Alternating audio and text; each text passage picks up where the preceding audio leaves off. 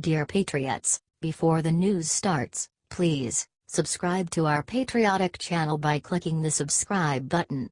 Give us a thumbs up to this video. Don't forget to leave your opinion below in the comments section. Share the news on Facebook and Twitter so you friends see it. Thank you. Fox News trolls Kathy Griffin in the ultimate way in New Year's Eve parody. Kathy Griffin has been a part of CNN's New Year's Eve coverage since 2007. However, this year she wasn't invited due to posing with a decapitated Trump head. Kathy Griffin usually co-anchors with Anderson Cooper. But this year she was hanging out with Fox's Jesse Waters. Or at least an actress playing Kathy Griffin was. "Weren't you fired?"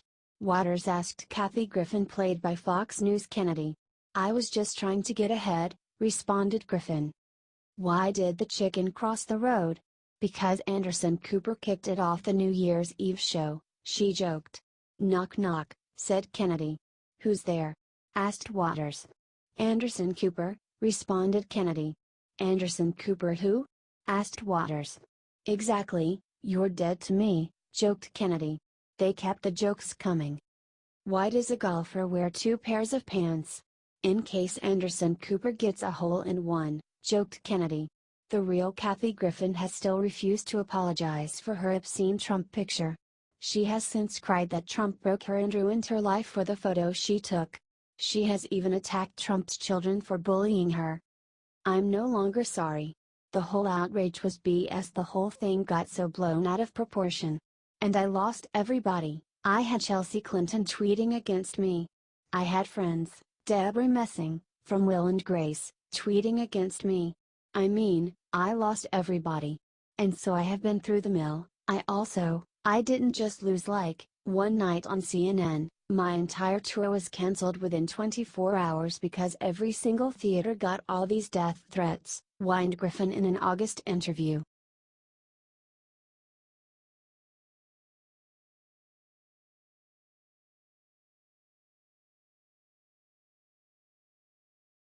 WikiLeaks releases new bombshell about Hillary's collusion during the election just in time for ball drop. While the mainstream media tries to pretend that Trump colluded with Russia without evidence, the truth is that they colluded with Hillary Clinton during the election campaign. WikiLeaks released a shocking new bombshell showing the New York Times telling the United States government what articles it will release 9 days in advance. Email shows New York Times handed over Cablegate's publication schedule to the U.S. government, without telling at WikiLeaks, giving the State Department, then headed by Hillary Clinton, up to 9 days in advance to spin the revelations or create diversions, tweeted WikiLeaks. I just went through preparing our Gitmo and Korea cables for posting. We're posting no Gitmo cables that mention so North Korea and Gitmo are the stories running Tuesday, writes the New York Times writer Scott Shane for U.S. Assistant Secretary of State for Public Affairs Philip J. Crowley, who worked under Hillary Clinton at the time. Wednesday is Pakistan and Blackwater. Thursday is Russia and Canada. Friday is Afghan corruption and Karzai, two separate stories. Saturday is Yemen. Sunday is China. Monday is terrorist financing and possibly something on Iraq for which you have no cables yet. Tuesday is arms trade, weapons, and possibly something on NATO for which you have no cables yet, wrote Shane. So I hope we can have a talk tomorrow about Pakistan and Blackwater at the very least. It would be great to get farther through the stack, wrote Shane.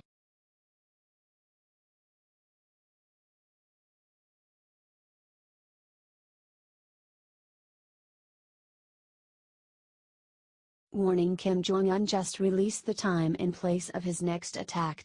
This is serious. The North Korea situation is starting to heat up. The Hermit Kingdom has issued a warning that a plan to attack waters near Guam will be put into place by mid-August.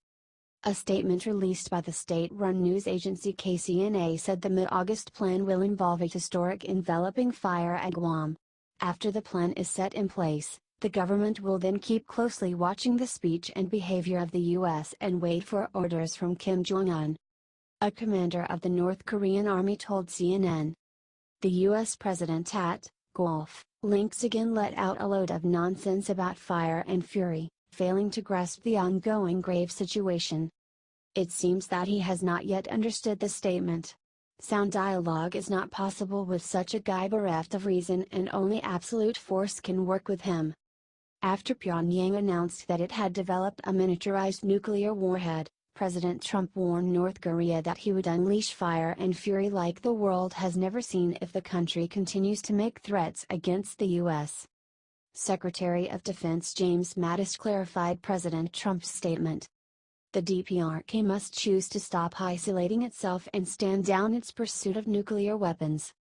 The DPRK should cease any consideration of actions that would lead to the end of its regime and the destruction of its people. These people are messed up. The North Korean regime brutalizes its own people and threatens world peace every day. No matter what crazy thing they say next, we can feel safe knowing we now have a president who is ready to stand up to them. HT Fox 6 Now, The Hill.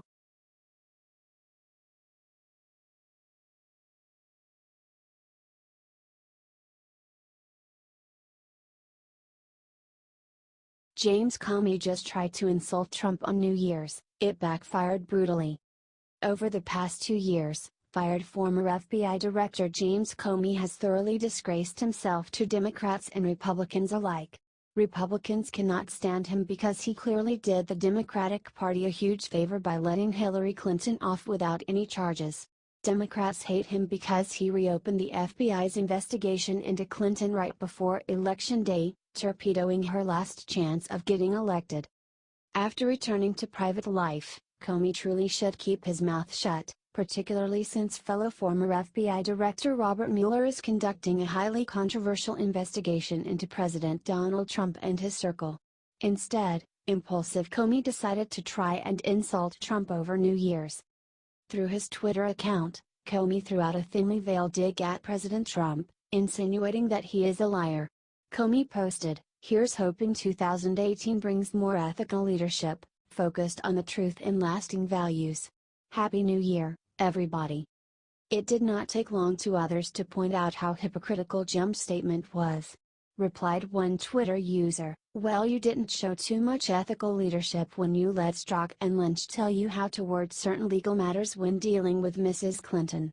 And didn't show it when you leaked a memo to the Times to get your boy Mueller in charge of BS Russia probe.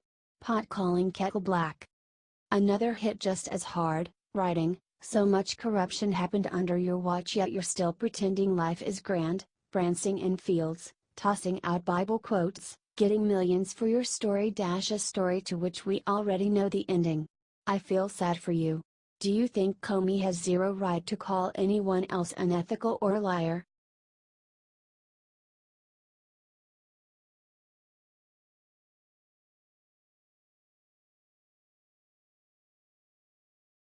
Never Trump Republicans are now buying into one of Democrats' dumbest beliefs: it's awful. One disappointing trend from 2017 that seems like it will continue into this year is the fact that there is a contingent of Never Trump Republicans who are just as obnoxiously opposed to our country's democratically elected president as Democrats are. This group of rhinos keeps moving more and more to the left to the point that in many ways they have become indistinguishable from self-identified Democrats. As one piece of disturbing evidence of this trend, these anti-Trump conservatives have bought into one of liberals' most baseless ideas. Outsider Donald Trump was elected in part because so many Americans, whites, blacks, Hispanics and others alike, have been suffering economically as a result of the policies put in place by members of the political elite like Democrat Barack Obama. Instead of acknowledging that America has a growing class issue, liberals are instead presenting Americans' problems as a race issue. Leftists have promoted the idea of white privilege, which conservatives used to scoff at. Now anti-Trump Republicans such as neoconservative Max Boot are agreeing with this idea. Boot even wrote an article in Foreign Policy magazine titled "I used to be a smart alecky conservative who scoffed at political correctness. The Trump era has opened my eyes." Never Trumper Boot wrote, blaming Donald Trump and white privilege, "It has become impossible for me to deny the reality of discrimination, harassment, even violence that people of color and women continue to experience in modern-day America from a power structure that remains for the most part in the hands of straight, white males. People like me, In other words, whether I realize it or not, I have benefited from my skin color and my gender, and those of a different gender or sexuality or skin color have suffered because of it. Do you think anti-Trump conservatives like Boots should quit pretending and just admit that they are Democrats?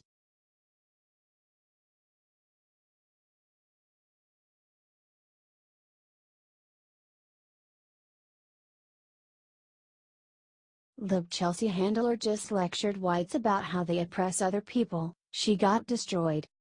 Netflix comedian Chelsea Handler has established herself as one of the loudest and dumbest voices on the left during Republican Donald Trump's campaign and presidency. Over New Year's, she decided to extend her commentary beyond politics into the realm of social and racial issues in our country.